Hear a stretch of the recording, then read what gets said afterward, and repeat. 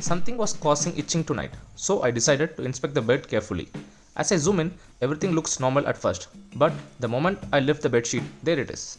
Tiny white eggs and an adult bedbug. These insects hide during the day and become active at night. What you're seeing here are bedbug eggs, small, oval, and sticky, usually laid in clusters. And here's one trying to escape. Bedbugs move quickly when exposed to light. They are experts at hiding inside cracks, mattress folds, and wall corners. Notice how they cling tightly to fabric. Their flat bodies allow them to squeeze into narrow spaces. This is why infestations often go unnoticed until the itching begins. Now let's observe this bedbug under the microscope. This species is scientifically known as Cimex lectularius. Under magnification, its structure becomes incredibly detailed. The reddish coloration of the abdomen may indicate a recent blood meal. I think that's mine. These hairs help the insect detect movement and vibrations. Notice the segmented abdomen. Here are the 6 legs covered with fine hair-like sensory structures. And here are the piercing sucking mouthparts. Bedbugs use this specialized structure to pierce skin and feed on blood. The antennae are also visible, highly sensitive to heat and carbon dioxide, which helps them locate a host. The exoskeleton appears rigid, protecting the internal organ. When viewed under the microscope, even a small insect like this reveals complex biological design.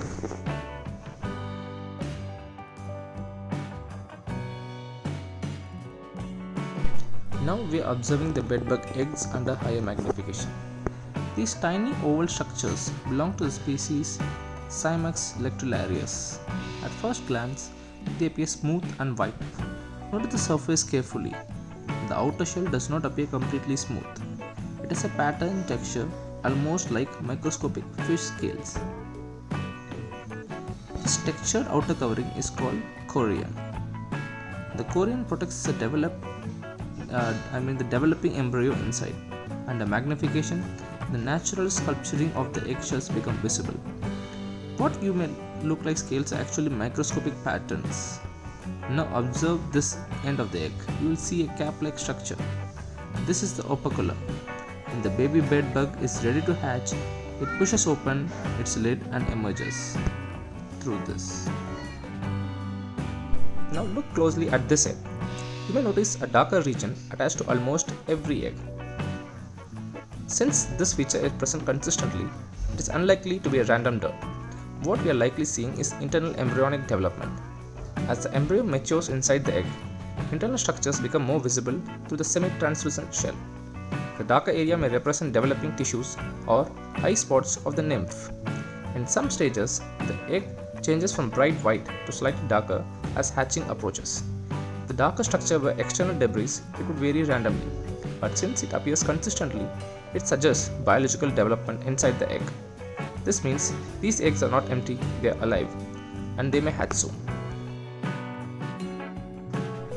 Now I am going to carefully examine the inside of the egg.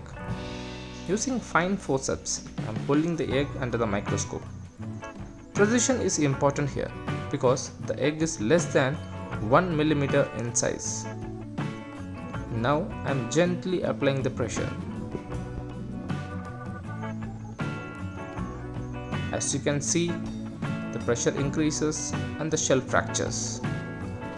And nothing dramatic happens. There is no visible movement, no formed insect emerging out. This suggests that this egg may be in an early developmental stage or possibly non-viable. The egg shell, known as the chorion, collapses once broken. Now let's try another egg. This time I'll apply pressure again. Now as the shell breaks, notice the internal material. A small amount of fluid-like substance becomes visible. This is not blood. This is embryonic fluid, a mixture of nutrients and developing biological material. Inside each egg, a bedbug nymph develops using stored yolk for nourishment. In early to mid development, the contents appear semi-liquid or cloudy. If the embryo were fully developed, we might see more defined structures.